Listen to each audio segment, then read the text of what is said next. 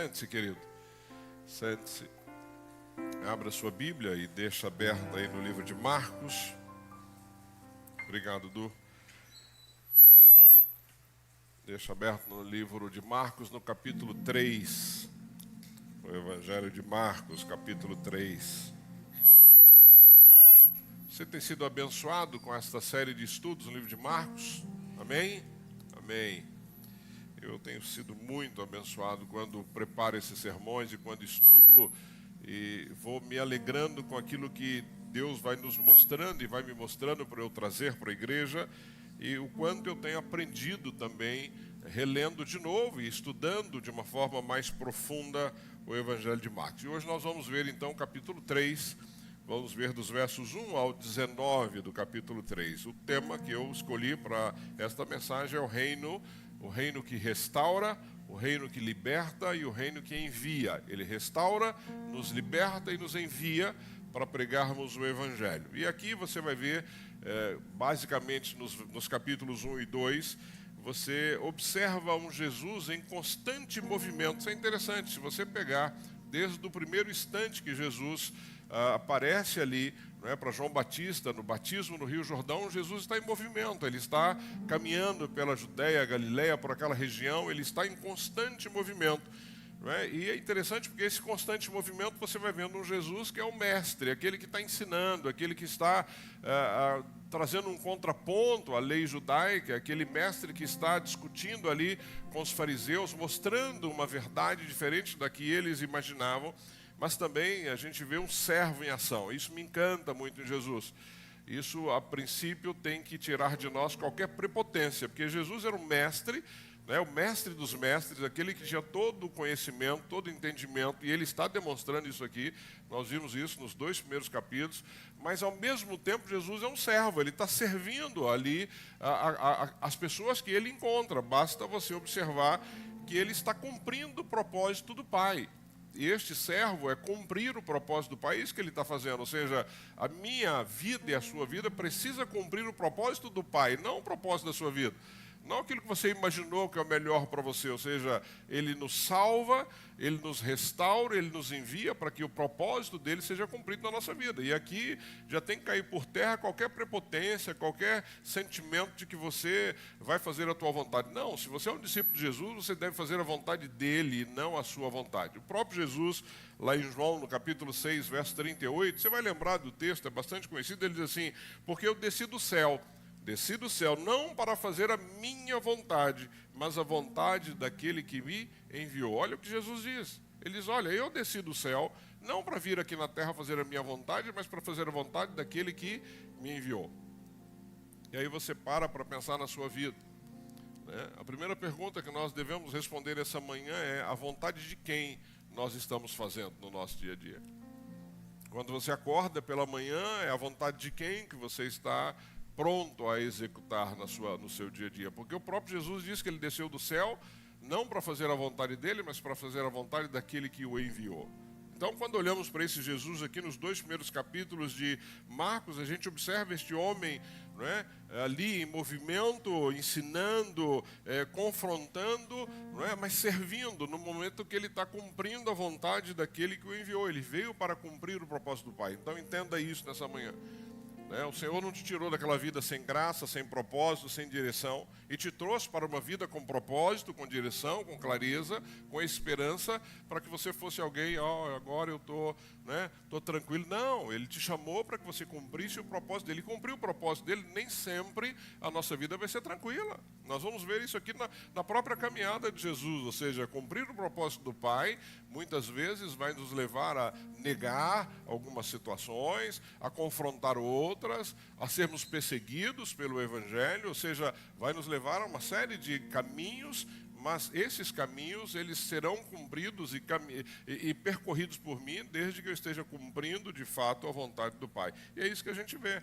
Você vê no capítulo 2, Jesus enfrentando religiosos por causa da tradição. Eu falei várias vezes sobre isso aqui, ou seja, os judeus davam mais importância à tradição ou aquilo que eles estavam vendo de fato naquele momento. Ou seja, Jesus fala de uma religião que estava baseada nessa tradição que eles trouxeram para eles e que eles ali acolheram e que não abriam mão, em hipótese nenhuma, a ponto de não observar o que estava acontecendo. Então, Jesus praticamente faz isso no capítulo 2, confrontar os religiosos. Aí no capítulo 3 nós vamos ver outras ações de Jesus e vamos aprender com essas ações. De novo ele vai falar sobre o sábado, sobre essa religião morta, que dava mais importância ao dia do que às pessoas. Ele vai falar sobre o poder das trevas, quando ele expulsa de novo demônios e ele caminha curando enfermos e expulsando demônios. Isso é uma prática na vida ali de Jesus. E ele vai falar sobre o chamado dos discípulos, que é um chamado lindo. Nós vamos tratar sobre isso. Então essa é a ideia do que nós vamos ver hoje. Um Jesus mostrando um reino que era mais do que preceitos. Ele mostra um reino que estava muito além dos costumes que eles tinham na época, mas um reino que é vida, um reino que é poder, um reino que é propósito, um reino que faz com que a nossa vida tenha de fato um propósito. Talvez, querido, você imaginasse que a tua vida tivesse propósito, e até você podia ter propósitos nobres aí na sua vida. Mas quando você tem um encontro com Jesus, esses propósitos mudam.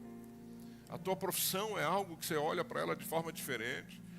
O teu dia a dia, a tua caminhada, onde você está, o encontro com pessoas, tudo muda, porque o propósito muda. Talvez você tenha pensado em toda a sua vida, eu, por exemplo, eu sonhei em ser um advogado. A minha vida inteira eu sonhei em ser um advogado. E eu sei que aqui nós temos vários advogados. Eu acho que Deus teve misericórdia de mim, viu, querido? É brincadeira, viu? Mas eu sonhei com isso. Eu fui para a faculdade. Eu fiz metade da faculdade de Direito e no meio da faculdade Deus me tirou de lá. E eu sei que foi Deus que me tirou de lá, porque Deus tinha um outro propósito para a minha vida. E hoje eu sou muito feliz com o que eu faço. Sou muito feliz com o que eu faço, porque eu entendo que eu estou hoje fazendo aquilo que Deus tinha planejado para mim. Então eu fui caminhando e eram nobres os propósitos, eu tinha uma ideia daquilo que eu queria para a minha vida, mas era eu que estava decidindo o que eu queria para a minha vida. Em determinado momento da minha vida eu quis ir para a Itália. A Toninha grávida do Jonathan, eu decidi que eu ia para a Itália, ia morar na Itália, depois ia levar a Toninha com o Jonathan para a Itália. De novo, Deus não permitiu que isso acontecesse. Ou seja, eu consigo pensar na minha vida em vários momentos que Deus não permitiu que algumas coisas acontecessem. E não eram coisas que tinham um propósito ruim, não, mas eram propósitos meus, pessoais. Eu havia decidido fazer, eu não tinha consultado Deus para nada disso, não consultei Deus para nenhuma dessas situações. É diferente quando você fala assim, qual é o teu propósito para a minha vida? O que o Senhor quer que eu faça?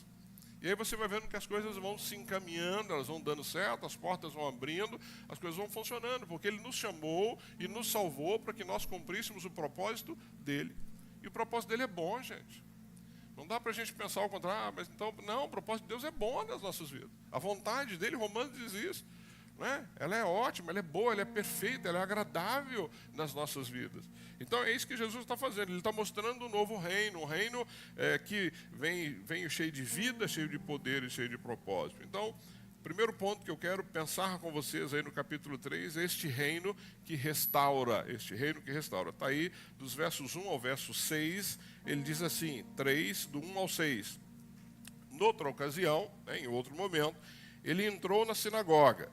Vocês todos já conhecem muito bem aí a sinagoga, que nós já falamos sobre isso. Então, noutra ocasião, ele entrou na sinagoga e estava ali um homem com uma das mãos atrofiadas. Alguns deles estavam procurando motivo para acusar Jesus. Por isso, o observavam atentamente para ver se ele iria curá-lo no sábado. Olha que coisa maluca. Eles estavam ali observando para ver se Jesus ia curar. A cura não tinha nenhuma importância. Ou seja, eles estão observando. Ele vai curar no sábado. Ou seja, a cura que era algo espetacular, e é até hoje, quando Deus cura alguém, eu conheço casos de Deus curou, que você fala assim, poxa vida, que coisa maravilhosa, é algo que mexe com todo mundo que está ali. Não, mas eles estavam olhando ali para ver o que Jesus ia fazer. E ele continua no 3, Jesus disse ao homem da mão atrofiada, levante-se e venha para o meio. Ó, Jesus causando de novo aqui. Depois, no verso 4, depois Jesus lhe perguntou, o que é permitido fazer no sábado? O bem ou o mal? Salvar a vida ou matar? Mas eles permaneceram em silêncio. E aí continua no verso 5. Irado, olhou para os que estavam à sua volta e, profundamente entristecido por causa do coração endurecido deles, disse ao homem, estenda a sua mão. ele o estendeu e ela foi restaurada. Então os fariseus saíram e começaram a conspirar com os herodianos contra Jesus, sobre como poderiam matá-lo. Olha que interessante, esse reino que restaura, mas ao mesmo tempo provoca um frisson, provoca ali um desconforto entre aqueles homens que estavam ali. Ou seja, vocês vão lembrar que estar na sinagoga era algo comum para os judeus, não é? Desde o exílio, eu já ensinei sobre isso aqui, desde o exílio babilônico, onde a sinagoga surge como lugar onde seriam lidas a Torá, onde eles estariam orando juntos, ou seja, a sinagoga era um lugar onde o judeu frequentava regularmente aos sábados, ou seja, era um lugar muito familiar para Jesus e para todos aqueles judeus que estavam ali. Então ele vai mostrando isso, ou seja, só que nós já aprendemos aqui numa outra mensagem que os judeus transformaram o sábado, que era um dia de descanso, num dia tão formal, num dia tão cheio de regras, que se tornou um peso para eles, a ponto de acontecer o que estava acontecendo aqui, ou seja, Jesus está ali curando um homem e eles estão preocupados porque Jesus está fazendo isso no sábado. E o próprio Jesus havia perguntado, é lícito então matar ou dar vida? Deixar a pessoa do jeito que está, ou seja, ele vai questionando ali aquelas pessoas. Então, olha o que nós estamos vivendo e o que eles estão vivendo ali naquele momento. E aí é interessante porque o primeiro aspecto que me chama muito a atenção aí é o olhar de Jesus. A forma que Jesus olha e o silêncio desses religiosos que estavam ali. No verso 5 ele diz assim, e aqui na Almeida atualizada ele traz uma versão que vai facilitar mais para a gente do que a própria NVI. Ele diz assim, Jesus olhou para os que estavam à volta, ou seja, ele olha para todos que estavam ali à volta, e a Almeida diz que Jesus, indignado e profundamente entristecido, duas palavras. O coração de Jesus, ele se indignou com o que ele estava vendo e ele ficou profundamente entristecido por causa do coração endurecido deles, porque ele sabia o que estava no coração daqueles homens. Dois sentimentos que nós podemos observar aqui no próprio Jesus quando olha toda aquela situação que estava acontecendo: indignação e profunda tristeza. E ele ficou irado por quê? Por causa irado contra a injustiça, porque esses homens estavam sendo injustos com aquele homem com a mão ressequida que estava ali, ou seja, não, espere, no domingo então eu vou curar a tua mão, espere para que depois eu te cure. Não, Jesus não estava preocupado se era sábado, se era domingo, se era segunda, ele via um homem com uma necessidade e atendeu.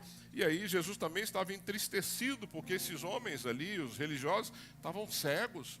Eles não conseguiam enxergar mais nada, a não ser aquele costume, aquela religiosidade para a qual eles viviam. E quantos de nós estão vivendo assim nos nossos dias, religiosos, atrás de costumes, práticas que não agradam a Deus, que não têm nenhuma relação com Deus, mas com o coração endurecido, ou seja, cuidado para nós não vivermos tão insensíveis que o nosso coração se endureça. Eu tenho procurado viver na minha vida, e converso muito com a Toninha sobre isso, porque às vezes nós temos alguns posicionamentos diferentes, e é natural. E eu sempre digo para a Toninha, eu preciso ver o melhor das pessoas, eu preciso continuar acreditando em todo mundo. Porque o dia que eu não acreditar mais, eu tenho que mudar do que eu faço da vida. Ou seja, eu tenho que deixar de ser pastor, eu tenho que ser uma outra pessoa. Ou seja, porque de fato a vida nos leva a tantas decepções que se nós não tomarmos cuidado, nós vamos ficar igual esses religiosos aqui, endurecidos. Mas não, gente, as pessoas são boas. O coração das pessoas, ele é bom, é porque às vezes a circunstância, uma situação ou outra, te machuca a tal ponto que você tem um comportamento diferente, mas não, nós temos que ter esse coração, e graças a Deus, ao longo dos anos, eu e a Toninha temos tido esse comportamento, sempre acreditar nas pessoas, e isso tem nos ajudado na caminhada. Eu prefiro uma decepção do que não acreditar em alguém. Eu prefiro sofrer a decepção de alguém que não tratou como deveria do que não acreditar nas pessoas, e a gente tem que continuar caminhando desse jeito. Ou seja, esses homens estavam com a alma atrofiada. Interessante, hein? O homem com a mão atrofiada, e você tem religiosos com a alma atrofiada.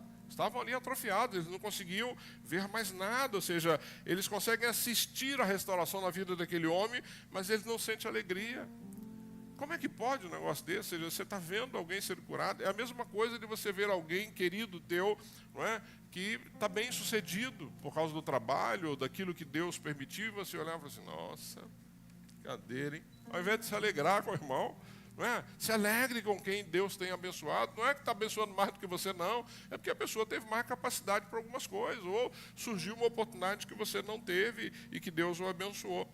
Se você abrir a sua Bíblia e pode ir comigo lá em Isaías, olha como Deus trata esse tipo de comportamento. Isaías no capítulo 1, olha lá, volta lá em Isaías no capítulo 1 e observe o cuidado que você tem que ter e que nós temos que ter com o nosso comportamento.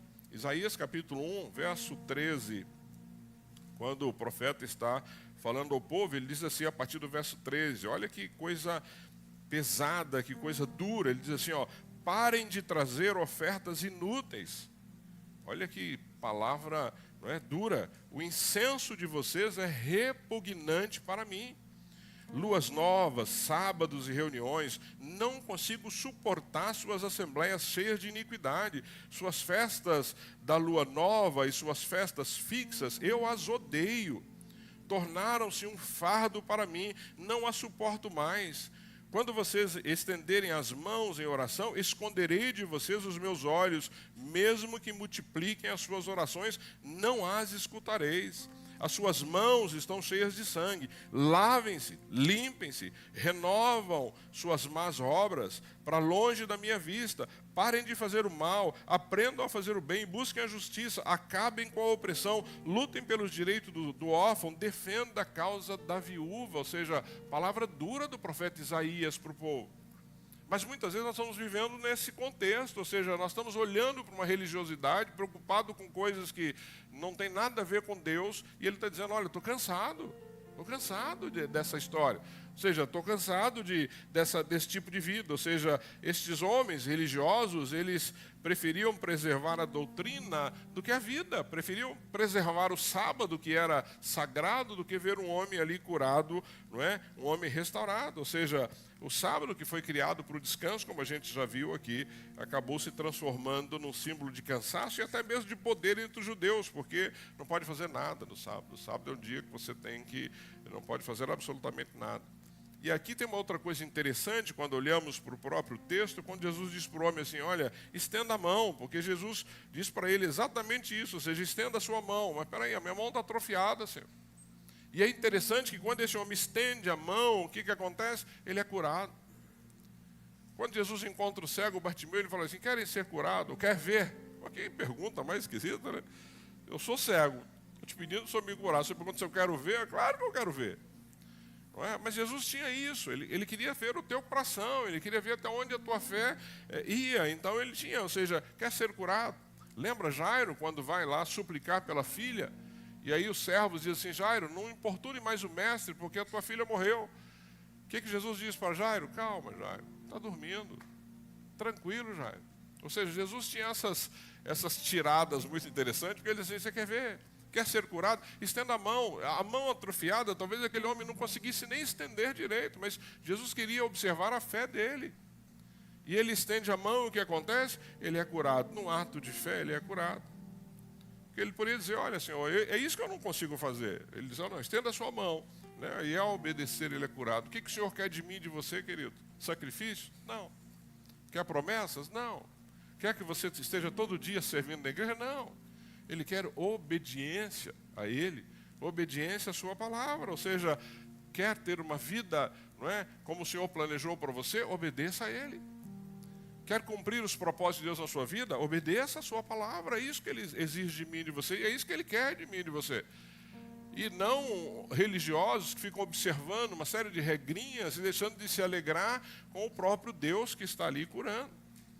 Então, cura é um gesto de obediência, ou seja, nós seremos curados quando formos obedientes ao Senhor. Ele não apenas restaura a mão, ele integra aquele homem de novo à sociedade, ele traz dignidade. Lembra o leproso que volta a conviver e todos os milagres que Jesus faz. O homem que foi levado pelos amigos na maca, aquele homem volta para a sociedade e pode viver na sociedade de novo. Ou seja, a cura do Senhor não é simplesmente para que nós possamos caminhar de uma forma correta, não, é para que sejamos restaurados. A nossa dignidade é restaurada. Este reino vem para devolver a alegria, o propósito na vida daquele homem. E aí um outro fator aí que para mim é assustador, um outro fato, está no verso 6, olha o que diz o verso 6 do capítulo 3. Estes homens que não conseguiram se alegrar com a cura, que estavam ali só para observar Jesus, no verso 6, o que eles fazem aí no verso 6? Leia comigo, acompanhe comigo a leitura, diz assim no verso 6. Então os fariseus saíram, ou seja, não se alegraram, não se importaram com a cura. Então os fariseus saíram e começaram a conspirar com os herodianos contra Jesus, sobre como poderiam matá-lo, ou seja, queriam matar o mestre que havia curado um homem e vários homens ao longo da história. Ou seja, a cura não produziu gratidão, ou seja, não ficaram gratos a ele, mas produziu ódio. Amados, os fariseus se unirem aos herodianos é algo impressionante, porque eles não se davam. Eles não se davam, ou seja, os herodianos eram partidários do Herodes Antipas, que era um símbolo do poder romano ali naquela região, e aqui você vai ver que estes homens se unem, ou seja, os fariseus que eram zelosos da lei, eles eram contrários a Roma, eles se unem aos herodianos, que eram políticos, corruptos, aliados ao Império Romano, mas eles se unem contra quem? Contra Jesus. Veja como o mal funciona. Se é o meu inimigo, vamos nos unir. Se somos inimigos, mas tem um inimigo maior, vamos nos unir. É o que estava acontecendo aqui naquele momento. Ou seja, eles se unem para exatamente ir contra o Senhor Jesus. Salmo 2, capítulo 2, verso 2, você não precisa abrir, depois você pode ler só para a gente avançar. Salmo 2, 2 diz assim: os reis da terra se levantam e os governantes conspiram juntos contra o Senhor e contra o seu ungido. Ou seja, os governantes conspiram contra o ungido de Deus. É o que estava acontecendo aqui. Nós estamos vendo isso nos dias atuais ou não? Ou você acha que isso não está acontecendo aí? Brasil, no mundo, não é? Olha o que está acontecendo na China. A China está prendendo pastores, prendeu mais de 30 nesses últimos dias. Olha o que está acontecendo em países da África, cristãos sendo perseguidos, ou seja, autoridades coniventes com isso, ou seja, essas coisas não estão acontecendo alheias às autoridades, não, são autoridades coniventes com o que está acontecendo, ou seja, não era só na época de Jesus, e vai ser ao longo da história, ao longo da história, ou seja, o Senhor Jesus havia acabado de devolver a vida àquele homem, mas eles estavam planejando tirar a vida dele, ou seja, a cegueira era tamanha na vida daqueles homens que um milagre não tinha a mínima importância. Rapaz, mas o homem tinha a mão lá atrofiada, mas curou no sábado, merece morrer, ou seja, tira a vida de Jesus porque ele curou um homem no sábado. A religiosidade chegou a este ponto. E é impressionante como a presença de Jesus, queridos, revela o coração do homem. Você quer conhecer alguém é quando ele é confrontado com a presença de Jesus, com a palavra de Deus. Este é o confronto que nós mais lutamos na nossa vida.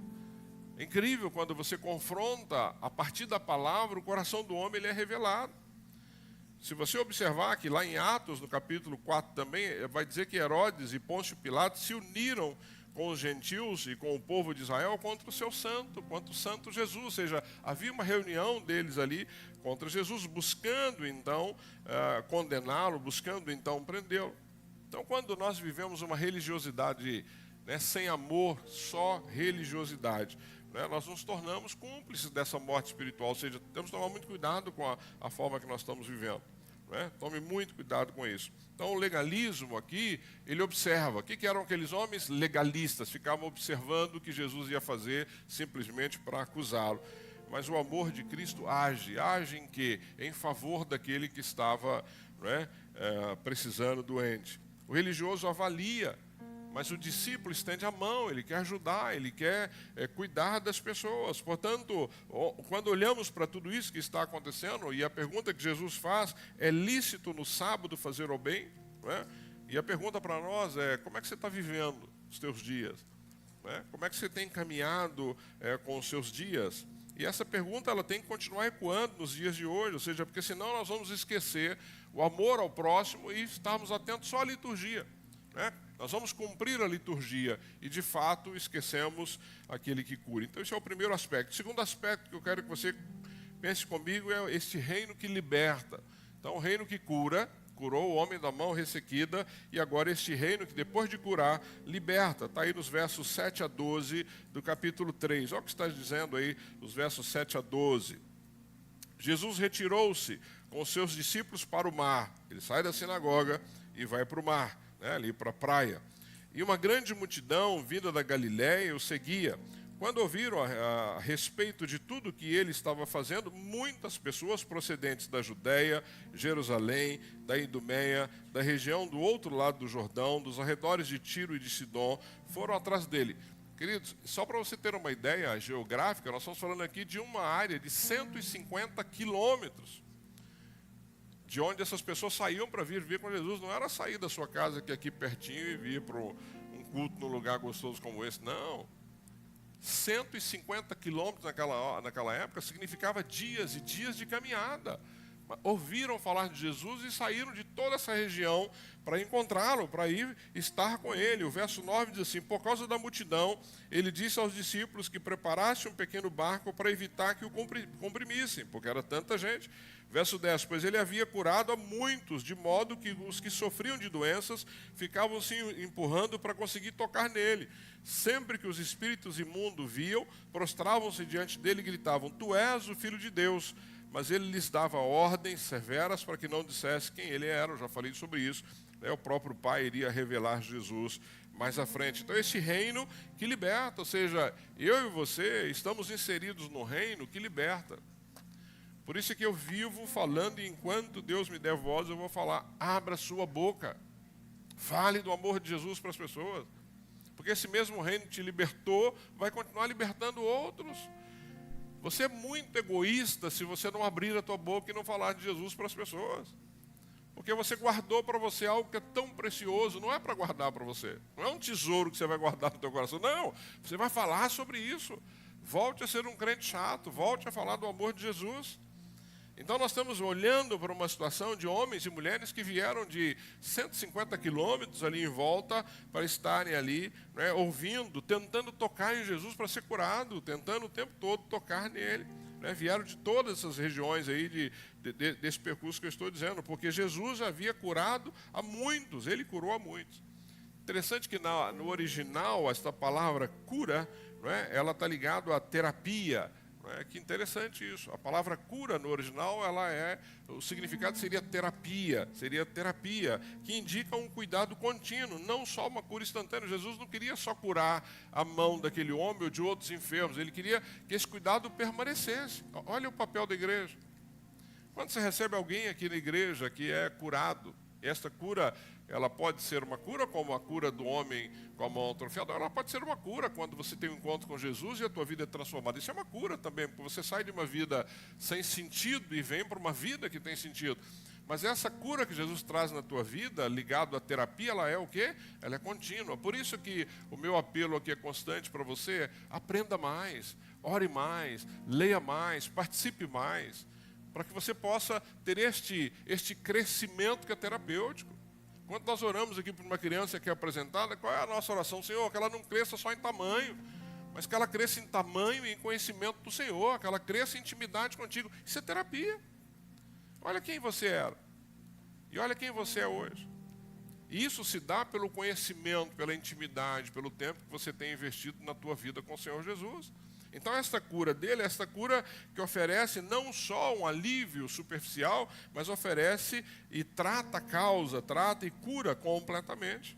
E aí você tem os espíritos aqui impuros que quando viam Jesus se prostravam e gritavam na presença dele: tu és o Filho de Deus. Ou seja, eles reconhecem a autoridade de Jesus, mas só reconheciam, porque eles não servem ao Senhor, eles não têm respeito por Ele, eles não são obedientes a Ele, a ponto que eles eram expulsos, e nós já conhecemos muito bem a história, né? Porque este mal, né, desses espíritos imundos, eles se prostravam na presença de Jesus, mas eles não se convertiam, né? Não se convertiam, eles eram expulsos e tentavam ali tomar, posse de outras pessoas. Reconhecia Jesus com os lábios, e olha o cuidado que a gente tem que tomar, porque às vezes nós estamos reconhecendo com a nossa boca, com os lábios, mas nosso coração não está entregue na presença dele. Por isso que eu orei aqui no início, que o meu coração, o seu coração precisa estar entregue ao Senhor. Só assim Ele vai usar as nossas vidas. Não adianta eu dizer: olha, eu sou cristão, olha, eu sou um evangélico, olha, eu frequento a comunidade Batista Bethesda. Olha, não, amado, isso não faz diferença nenhuma. Se o meu coração não estiver entregue, isso não faz diferença nenhuma. Vir aqui todo domingo, servir nos ministérios da igreja, se o teu coração não estiver entregue ao Senhor, não faz para Deus diferença nenhuma. Ou seja, meu coração precisa estar entregue a Ele. em obediência a Ele, em cumprir o propósito dEle, não aquilo que eu acho que é o mais importante na minha vida. Então a presença de Cristo, Ele desmascara o poder das trevas e revela de fato quem está no controle.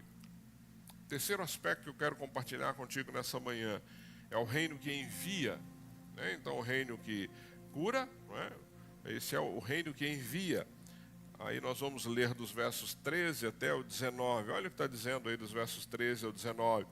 Depois de toda essa situação, que Jesus ali com aquela multidão à beira-mar, diz aí no verso 13, Jesus subiu ao monte e chamou para si aqueles que ele quis, os quais vieram para junto dele. Escolheu 12, designando os apóstolos para que estivessem com ele, os enviasse a pregar e tivesse autoridade para expulsar demônios. Exatamente aquilo que ele havia feito. Ou seja, ele escolhe esses homens para continuar fazendo o quê? O que ele tinha feito. Ou seja, se eu e você somos discípulos de Jesus, nós temos que fazer exatamente aquilo que ele fazia. Ou seja, discípulos é aquele que segue o que o mestre fez. Ou seja, é o que Jesus está fazendo aqui. E ensinando a eles, e é o que ele vai ordenar que eles façam. Verso 16. Esses são os 12 que ele escolheu. Simão, a quem deu o nome de Pedro, Tiago, filho de Zebedeu, e João, seu irmão, os quais lhe deu o nome de Boanerges, que significa filhos do trovão. André, Filipe, Bartolomeu, Mateus, Tomé, Tiago, filho de Alfeu, Tadeu, Simão, o Zelote, e Judas Iscariotes, que o traiu. Então esses foram os que ele escolheu, aqueles que ele iria então enviar. E aqui, usando a figura simbólica do monte, porque Jesus sai da beira-mar e vai para o monte para que ele pudesse orar e buscar a presença do Senhor. A mesma coisa Moisés fez quando recebeu as leis do Sinai, a mesma coisa Elias quando ouviu a voz de Deus no Carmelo. E Jesus agora vai para o monte porque era um lugar que ele escolhia, porque ele queria ter mais tempo, mais tranquilidade, longe daquelas pessoas. De novo, querido, não é que o monte é especial não, tá? Você pode orar no monte, não tem nada de errado nisso, como você pode orar no seu quarto, no carro, aonde você quiser. O lugar que você escolhe para orar é seu. Não tem nada de sagrado, de especial ou de santo no monte. Não, isso infelizmente é uma coisa que as pessoas divulgam por aí, não tem nada de bíblico nisso. Você pode orar em qualquer lugar. Ai de nós dependemos só de monte. Quantos montes tem aqui perto de nós, não é? Agora, pastor, eu fui para o monte orar e fui... Não tem problema nenhum, querido. Você pode ir no monte orar. Não tem nada de errado nisso. Mas não ore só no monte. Ore no monte, na sua casa, no carro, onde você estiver. Ok? A oração é o nosso falar com Deus, é o nosso momento de intimidade com Ele. Se você acha que em algum lugar, não é, no meio do verde é um lugar legal para você orar, amém, faça isso. Eu, quando participava de acampamentos, eu gostava de ir para um lugar isolado e orar, porque é a natureza, você está ali no meio de um lugar tranquilo, não é? Talvez ali ouvindo pássaros. Eu gosto de orar ouvindo louvor. Eu não sei se você ora ouvindo louvor. Eu oro ouvindo louvor, eu preparo o sermão ouvindo louvor, eu só atendo, às vezes, com uma musiquinha de fundo aqui, só a Toninha que se incomoda, ela pede para desligar, porque ela não se concentra, mas eu gosto, é o meu jeito, cada um acha a sua forma, cada um acha o teu jeito, e aqui Jesus foi para o monte orar e buscar a presença de Deus, escolhe 12 homens, 12 tribos, nada disso é aleatório. Escolhe 12 discípulos, que simbolizavam as 12 tribos de Israel, mas aqui ele vai fazer uma escolha um pouco diferente do que havia acontecido ali, porque ele vai formar um novo povo a partir disso, né? Ou seja, não é 12 tribos que representariam o judaísmo, mas ali Jesus vai escolher 12 homens que vai demonstrar essa humanidade redimida. Não é mais o povo judeu, é aqueles que ele entendia que tinham sido redimidos e que passariam a ser os seus discípulos. Êxodo já dizia sobre isso, lá em Êxodo capítulo 19, 6, sereis para mim um reino de sacerdotes e uma nação santa. 1 Pedro 2, 9, vocês são geração eleita, sacerdócio real, nação santa, povo exclusivo de Deus. Então, este mesmo Deus que chama Moisés para libertar o povo lá do Egito, que nós já estudamos sobre isso, ele chama discípulos agora para libertar não mais de um cativeiro físico, mas do pecado, libertar corações, para dar uma nova história, uma nova perspectiva, uma coisa linda. Ou seja, ele não precisava mais de um Moisés para ir lá, confrontar Faraó e libertar o povo. Não, ele precisa de discípulos como eu e você, para levar para as pessoas uma nova perspectiva, para libertar o cativo do pecado, para libertar aquele que está sem esperança. né, para tratar o coração dessas pessoas. É isso que Jesus está fazendo quando ele chama esses homens. E o texto é interessante porque ele começa dizendo, chamou para si aqueles que ele quis. Amado, isso aqui fala muito, tem que falar muito comigo, com você. Ele chamou para si aqueles que ele quis. Essa frase ela é fundamental para nós entendermos esta escolha. Porque eles foram escolhidos, não é? Eles escolheram, não, Jesus os escolheu. Quando ele passa para Mateus, ele diz para Mateus o seguinte, siga-me. Mateus, segue. Quando ele chama Pedro, estava pescando, Pedro larga tudo, ou seja, quem escolheu esses homens? Jesus, foi Jesus que os escolheu, ou seja, foi ele quem os escolheu. Portanto, o nosso chamado, ele nasce da vontade soberana de Cristo e não por méritos humanos. Ou você acha que você faz o que você faz porque você é muito inteligente? Eu já pensei assim. Eu já achei que eu era bom num monte de coisa. Hoje eu tenho até vergonha do que eu pensava no passado. De fato, e é verdade. Eu tenho vergonha das coisas que eu pensava no meu passado, achando que eu era alguém. Acho que é por isso que Deus me deixou ser advogado, porque eu seria muito prepotente, né? E Ele vai cortando as nossas asinhas, Ele vai cortando. Então, Ele não chama por mérito, é Ele que escolhe, é o que Ele está dizendo aqui. João 15,16 diz, não foram vocês que me escolheram, pelo contrário, fui eu que os escolhi para irem e darem frutos. Foi Ele que escolheu, não foi nós. Não é a faculdade teológica, né, Rodrigo? A faculdade ajuda, você precisa ter uma boa faculdade, né, para qualquer profissão, para qualquer atividade, mas não é isso. Interessante que Jesus não escolheu sacerdotes, Ele estava ali. Quantos sacerdotes Jesus encontrou nessa caminhada? Muitos. Escribas, ele escolheu algum escriba? Não. Escolheu algum rabino, que era um religioso respeitado na época? Não. Ele escolhe pescadores, ele escolhe cobradores de impostos, ele escolhe homens comuns, ele escolhe homens com temperamentos opostos uns dos outros, ele escolhe homens com vidas imperfeitas. Ele escolheu você, ele me escolheu, olha quem nós somos, quem nós éramos. E Ele escolheu cada um de nós que está aqui. Ou seja, isso mostra que o reino de Deus não é uma elite espiritual. Querido, nós não temos aqui uma elite espiritual, não é? Mas nós temos um campo de treinamento, onde Deus vai trabalhando no nosso coração, mas corações disponíveis, entregues a Ele, sem prepotência, sem achar que você é o bom, sem achar que você é extremamente inteligente, que Ele vai te usar pela tua capacidade. Não. A tua capacidade pode até ajudar em alguns momentos, mas Ele vai ajudar se você tiver, de fato, um coração entregue a Ele, um coração na presença dEle. Olha essa lista, e eu vou ler para você a lista, só para você entender como as coisas de Deus são, né, são diferentes. Eu tenho certeza que se você estivesse lá, entre todos esses homens, e Jesus falasse assim, olha, escolha aí 12, você ia falar, faz uma fila aqui, não é? E aí você ia começar a tua entrevista.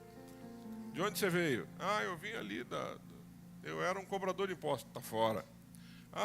Não, eu sou um estudioso, sou né, alguém que conhece. Opa, você está dentro. E assim, não, porque essa é a nossa percepção humana, não é do Senhor Jesus. Olha só, Simão Pedro. Tinha alguém mais impossível que Simão Pedro, gente? Pedro era impossível. Se você acha que você era impossível, Pedro era impossível. Pedro não era fácil. Falava antes de pensar né, quando estudamos o Evangelho, quantas vezes Pedro falou besteira. Ele era pronto, ele queria, né, perguntava, ele já respondia, mas se tornou quem? Pedro se tornou um homem firme como uma rocha. Pedro faz um discurso lá em Atos que é espetacular, ou seja, milhares se convertem depois que Pedro tem a experiência de Pentecostes. Pedro se torna um homem que, não é, pilar ali, alguém que conduziu a igreja, que levou aquele povo, que liderou aquele povo. Mas quem era Pedro? Impulsivo. Quem era Tiago e João? Temperamentais, filhos do trovão. Né? A mãe lá, né? O Senhor, se eu puder lá, coloca um de um lado, outro do outro. Mãe é mãe, né, gente? Mãe está sempre intercedendo. Mas se transformarem em quem? Apóstolos do amor. É isso que eu não consigo entender. Ou seja, filhos do trovão significava alguém amoroso? Não. Por isso que o Evangelho, eu creio nesse Evangelho que transforma um homem bruto num homem, não é, manso, tranquilo, amoroso. Isso é o Evangelho. André era um discípulo discreto, mas sempre levando pessoas a Jesus. Se você vê a história de André, você vai ver quantas pessoas André levou a Jesus. Filipe era um questionador racional, mas fiel no propósito de seguir ao Senhor Jesus. Bartolomeu, né? Ou Natanael, sincero e transparente, um israelita que falava o que pensava e era muito sincero. Mateus, o Levi, cobrador de impostos, desprezado, mas escreveu o evangelho que é o mais judaico de todos. Isso é incrível. Mateus escreve para os judeus, não é? Um homem que estava ali, era inimigo do povo. Tomé, cético. A gente fala muito sobre isso. É igual Tomé. Tomé era cético, mas ele era honesto nas dúvidas. Se tem uma coisa que Deus não tem dificuldade, é quando você vai na presença dele com as suas dúvidas. Qual o problema? Ele vai responder as suas dúvidas. E Tomé era assim.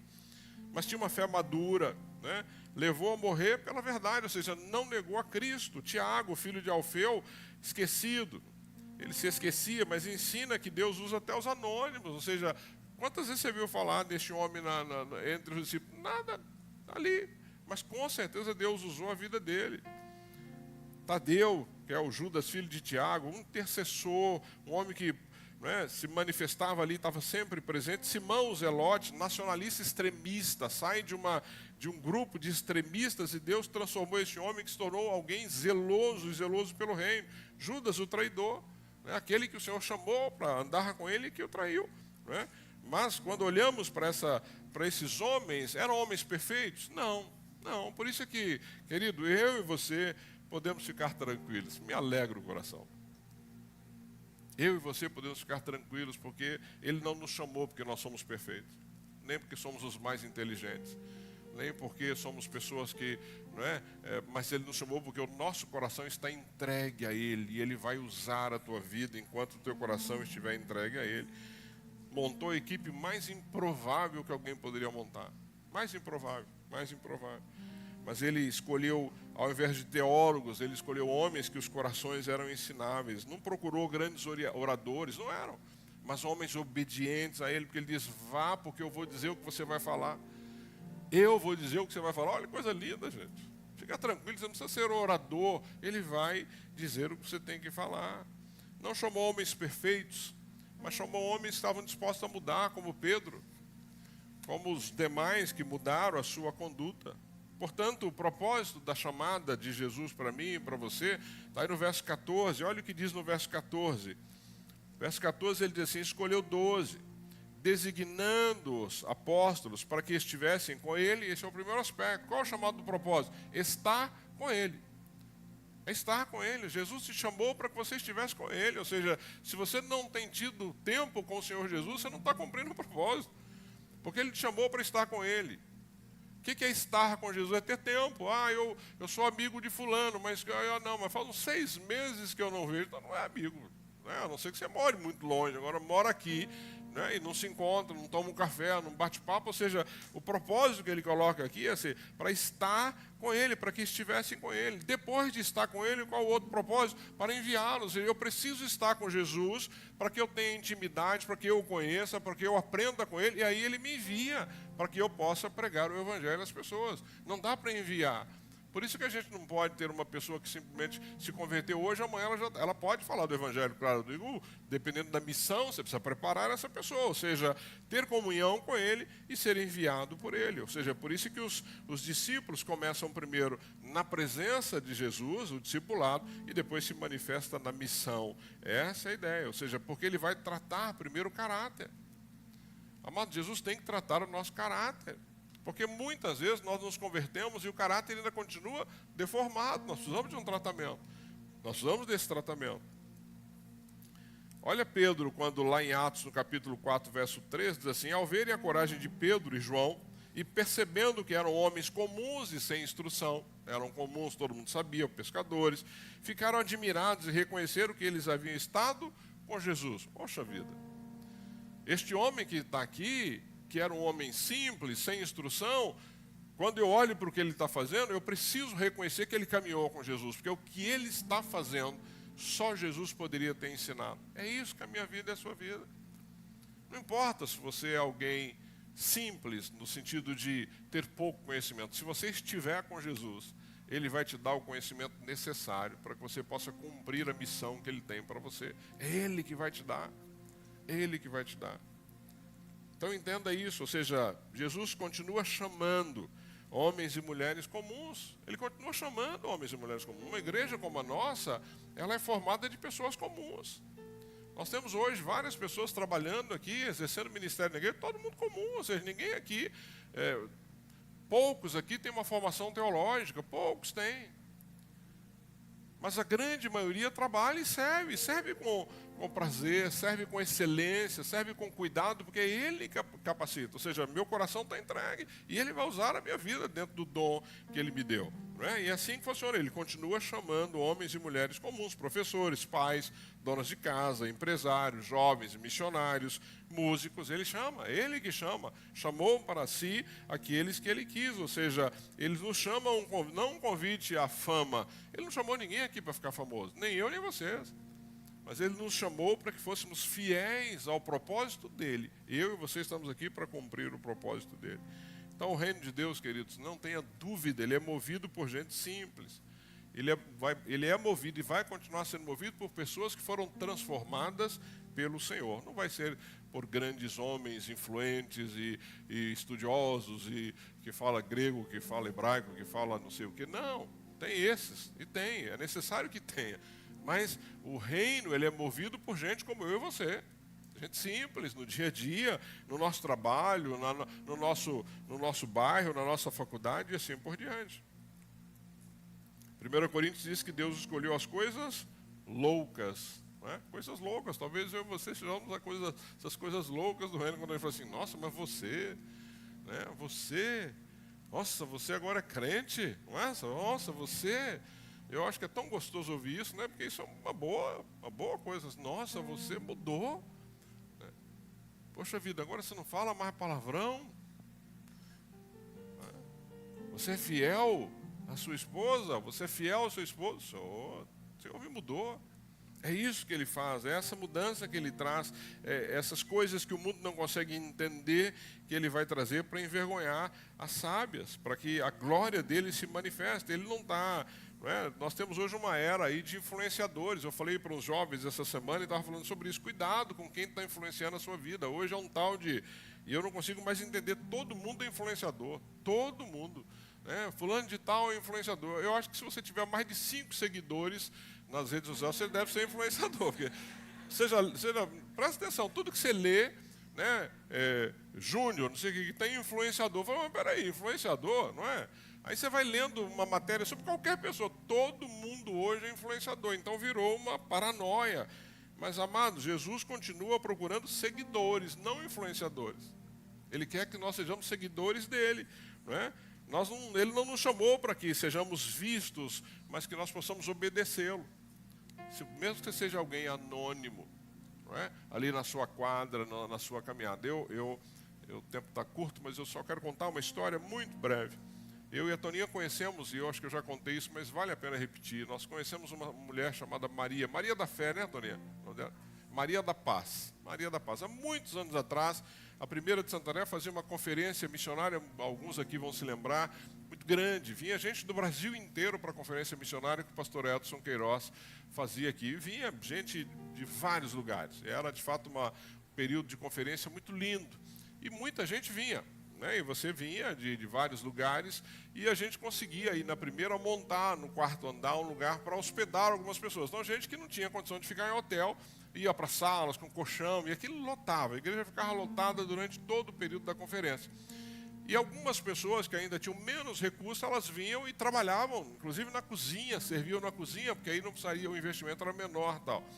E eu e a Toninha conhecemos a Maria da Paz, numa dessas conferências. Uma simplicidade. Maria da Paz, aquela mulher cheia do Espírito Santo e fervorosa e falava de Jesus aonde estava. E você sentia nessa mulher assim um carinho por Jesus muito grande. E aí nós descobrimos que ela era de Minas Gerais, eu sou mineiro, e ela era de Minas Gerais e de uma região, da minha região, de onde eu nasci ali na mesma região. E aí numa das viagens de férias, nós decidimos ir até a casa da Maria da Paz, eu e a Toninha. Chegamos, era um lugar pequenininho assim, um vilarejo, eles chamam de picada lá, várias casas. Aí vimos a igreja, chegamos na casa dela, ela nos recebeu na casa dela, uma casinha simples, de chão batido, né? Numa alegria por nos receber, pegou lá uma galinha no quintal, matou, aquela coisa bem de interior, fez lá Pode falar que matou galinha? Pode, né? Porque hoje não pode falar mais nada, mas matou uma galinha lá. Hoje é um perigo você falar essas coisas aí. Sai do contexto, você vai ser preso. Mas a gente tem bons advogados aqui, não pode falar mais isso. E aí, fez lá pra gente, a gente começou a conversar, e aí você vai ver o que aquela mulher fazia naquele vilarejo, que ninguém sabia, mas ela estava ali fazendo um trabalho, ela cuidava da igreja, ela evangelizou todo o vilarejo, as pessoas, ela cuidava do culto, ela preparava tudo. Maria da Paz, ninguém sabia, essa mulher vinha para cá trabalhar na cozinha, eu tinha certeza que 99% das pessoas nem sabiam que era Maria da Paz, ela vinha para aprender longe, viajava mais de 1000 quilômetros para vir aprender, trabalhar numa cozinha, para levar esse conhecimento lá para a vilazinha onde ela morava e onde ela evangelizava. Maria da Paz, ou seja, anônima para nós, mas não é anônima para o Senhor Jesus, querido. E é isso que Ele quer. Nós estamos muito preocupados hoje com o reconhecimento nas redes e não estamos fazendo aquilo que Ele nos mandou fazer. Se você está ganhando uma pessoa para Cristo, o que a Bíblia diz sobre uma alma? A festa no céu. Não se preocupe com resultados grandes, evangelize alguém do seu lado, um colega de trabalho, alguém que você vai levar essa pessoa a Cristo. É isso que ele está dizendo, ou seja, ele não está querendo, o Senhor não está chamando influenciadores, Ele está chamando seguidores. E esse chamado não é profissional, ele é pessoal. Ele não quer usar a tua formação profissional. Digo, a tua formação pode ser útil naquilo que você está fazendo, mas Ele quer usar você de uma forma pessoal. É isso que Ele está fazendo. Aqui, alguns aqui talvez conheçam o pastor Piva. O pastor Piva, ele deve estar em alguma parte do mundo. Às vezes ele está na Índia, não sei nem se ele está em Ribeirão. O Piva é um médico. O Piva é um médico. E o Piva trabalhou muitos anos, não é, como médico, e hoje ele está no campo missionário. Não entrava ninguém no gabinete do Piva que ele não orasse por essa pessoa. E eu sei que isso é um perigo, porque ele era um médico, ele não podia fazer isso, de repente, numa rede pública. Mas quem conhece o Piva sabe como é que o Piva era. O Piva era um desbravador. A irmã Margarida, que é mãe da Nil, que hoje são pastores, inclusive o pastor Valmir, a gente tem orado por ele por câncer, ela foi ganha para Jesus no consultório do pastor Piva. Ou seja, não estou dizendo que você tem que ficar usando a tua profissão, mas teve a oportunidade, você vai fazer isso. Ou seja, de repente eu não posso ali, eu marco um outro momento, eu converso com essa pessoa, mas o Senhor está te usando. Não é possível que alguém vai chegar para você carente, sabe, carente, não é só carente da enfermidade você trata com a tua profissão, você atende alguém na área jurídica, você é um professor que ensina, não, mas estou dizendo de uma carência espiritual que você pode suprir a partir de Cristo Jesus. Cria uma oportunidade para falar de Jesus para essa pessoa.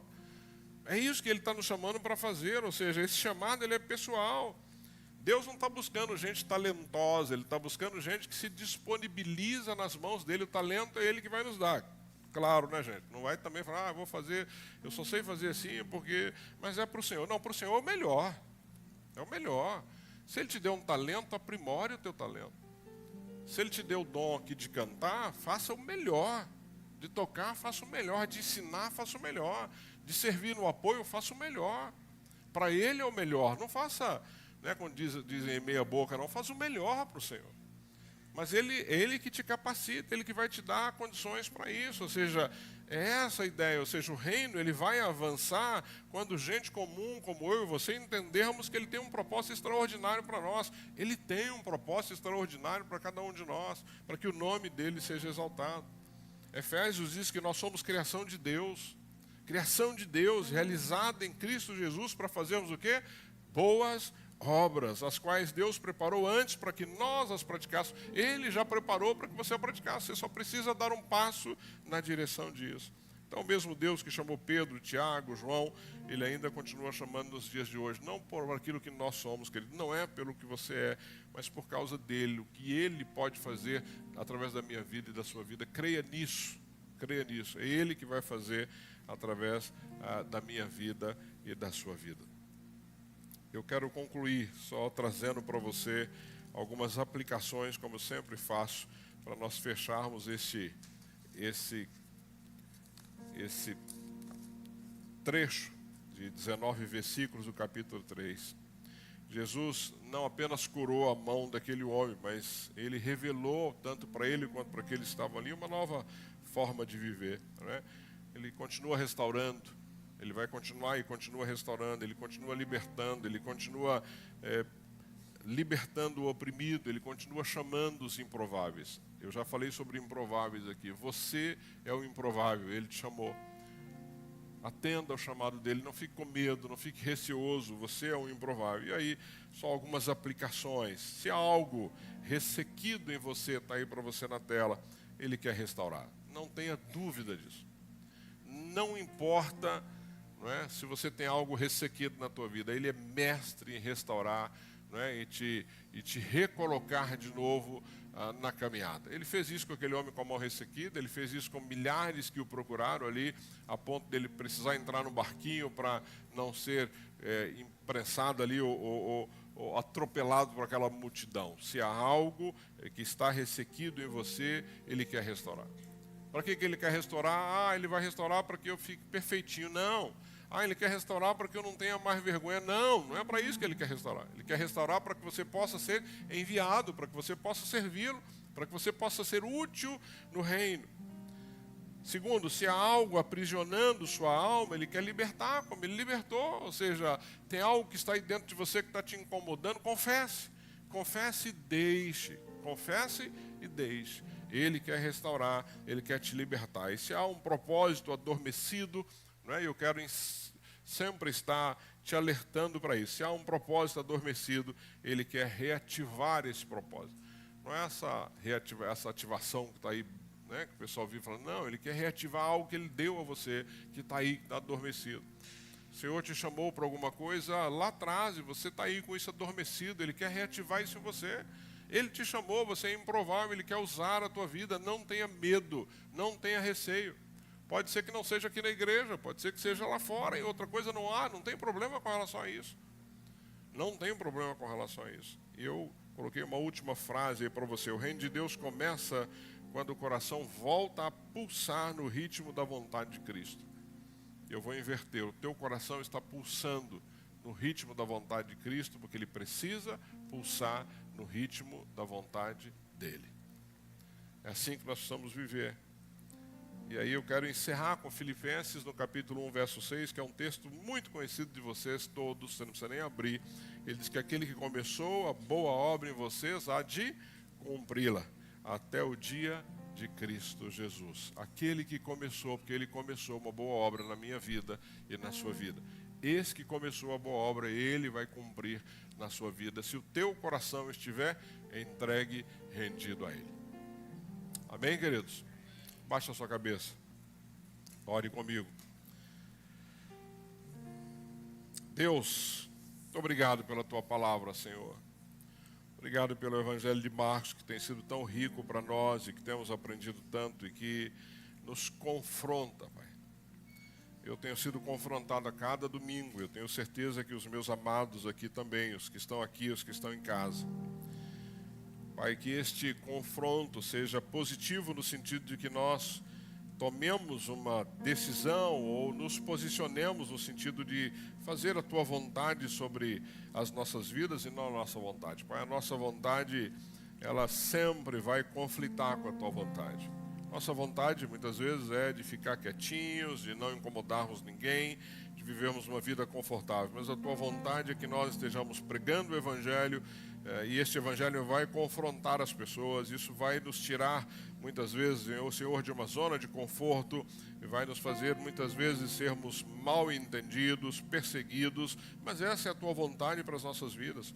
Por isso, ajuda-nos, Pai, a viver a Tua vontade. Ajuda-nos, Pai, a de fato servi-lo de todo o nosso coração. Ajuda-nos, Pai, a não ficarmos acomodados, e ajuda-nos, Pai, a termos coragem de fazer o Teu, de cumprir o Teu propósito na nossa vida. Se algo está ressequido nas nossas vidas, restaura, Pai. Não permita que sejamos como aquele homem com a mão ressequida. Não é? Que ao receber a Tua cura, e nós já recebemos a Tua cura, porque o Senhor Jesus morreu na cruz do Calvário no nosso lugar, que nós possamos ser enviados pelo Senhor, que hoje todos nós aqui precisamos fazer isso, Pai, ser enviados pelo Senhor, enviados lá no nosso bairro, no nosso prédio, na nossa escola, na nossa empresa, aonde o Senhor nos enviar. Por isso, quando estamos aqui na igreja para aprender mais, é para que lá fora nós possamos ser usados pelo Senhor. Portanto, não permita que fiquemos também como aqueles homens judeus que ficaram observando para ver o milagre e acusá-lo de fazer algo num dia que não podia. Mas que nós possamos nos maravilhar quando falarmos para alguém que está passando por alguma dificuldade, estenda a sua mão e ao estender, orarmos e essa pessoa seja curada, seja de uma enfermidade, seja uma cura espiritual, seja uma cura emocional, mas observar que essa pessoa foi liberta pelo Senhor e nos alegrarmos com isso, que isso traga alegria ao nosso coração. Pai, se a nossa alma está aprisionada de alguma forma, liberta, Pai, para que possamos servir ao Senhor com o nosso coração completamente rendido no Teu altar. Se há aqui, Senhor, alguém com um propósito adormecido, reativa isso, ajuda-os, Pai, encoraja-os a exercer o propósito para o qual o Senhor nos chamou. Pai, que não sejamos crentes que só recebemos, e muitas vezes nós só estamos recebendo, estamos gordos, Pai, de tanto receber, e não estamos dando nada, não estamos servindo o Senhor Jesus. E no início da mensagem nós vimos isso de uma forma clara, ele se movimentava por toda aquela região, porque ele queria cumprir o propósito que o Senhor tinha para a vida dele. E ele cumpriu este propósito, Pai, que nós também possamos cumprir o nosso propósito. Por isso, ajuda-nos, Pai. Ajuda-nos a não só receber aqui aos domingos, mas ajuda-nos, Pai, a repartir o que temos recebido a cada domingo aqui na Tua igreja, na Tua casa, nesse espaço que nós separamos para que o Teu nome pudesse ser honrado, exaltado e glorificado neste lugar. Por isso, Senhor, visita o coração de cada um desses amados.